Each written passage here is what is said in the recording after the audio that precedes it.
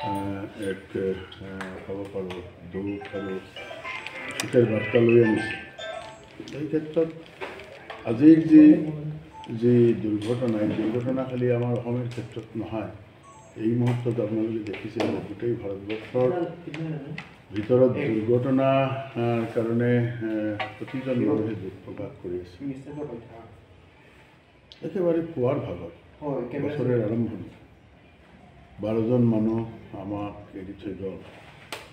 আপুনি সুধিছে যে কিয় হৈছে। এতিয়া কথাটো হৈছে, যি ঠাইত এক্সিডেণ্ট হৈছে এই ঠাইত আমি এতিয়ালৈকে যিমানখিনি জ্ঞাত হৈছোঁ যে কনষ্ট্ৰাকশ্যনৰ কাম চলি আছে, য'ত এটা ডাইভাৰশ্যন চাইনবোৰ্ডো আছে বা ডাইভাৰশ্যনৰ কাৰণে য'ত ব্যৱস্থা কৰিছে কনষ্ট্ৰাকশ্যন কোম্পানীয়ে, হয়তোবা এই ট্ৰাকখন ঠিক এইপিনে নগৈ, কাৰণ দীঘল ট্ৰাক আছিল সি আৰু কিবা এটা সৰুকৈ ট্ৰেকটো চেঞ্জ কৰিলে আৰু এটা ট্ৰেকতে এটা ট্ৰেক বন্ধ আছিল আৰু এটা ট্ৰেকতে দুই পিনৰ পৰাই গাড়ী অহা যোৱা কৰাৰ ব্যৱস্থা তেওঁলোকে দিছিল। হয়তো এই ক্ষেত্ৰত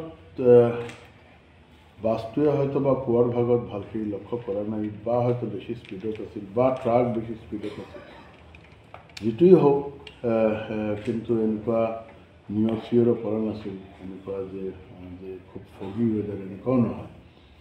আৰু ট্ৰাফিক মুভমেণ্টটো বেছি নাছিল, যিটো ট্ৰাফিক মুভমেণ্টত তেওঁলোকে দেখিব পৰা নাই। তো এই ক্ষেত্ৰত আমি আমাৰ ডেপুটি কমিশ্যনাৰ, আমাৰ SP মহোদয়তো আছিলেই, এই সময়ে আছিল এতিয়া যিসকল দুৰ্ঘটনাগ্ৰস্ত ইনজিয়ৰ্ড পাৰ্চনক লৈ তেওঁলোক গৈছে। আৰু আমাৰ ইয়াৰ ফালৰ পৰাও আমি কমিশ্যনাৰ ট্ৰেন্সপৰ্ট হাইয়েষ্ট লেভেলৰ অফিচাৰ আমি পঠাই আছোঁ, লগতে ৰোড ছেফটিৰ যিজন লিড অফিচাৰ তেওঁকো আমি পঠাই আছোঁ।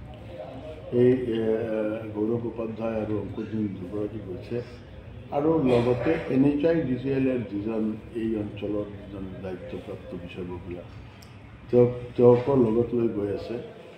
এই ক্ষেত্ৰত একেবাৰে পুংখানুপুংখভাৱে বিশ্লেষণ কৰি ইমান ডাঙৰ এটা ঘটনা, বছৰৰ আৰম্ভণিৰ ঘটনা, আৰু ইমান পুৱাৰ ভাগত এনেকুৱা ঘটনা কোনো মানুহে ভবা নাছিল যে এনেকুৱা ঘটিব পাৰে।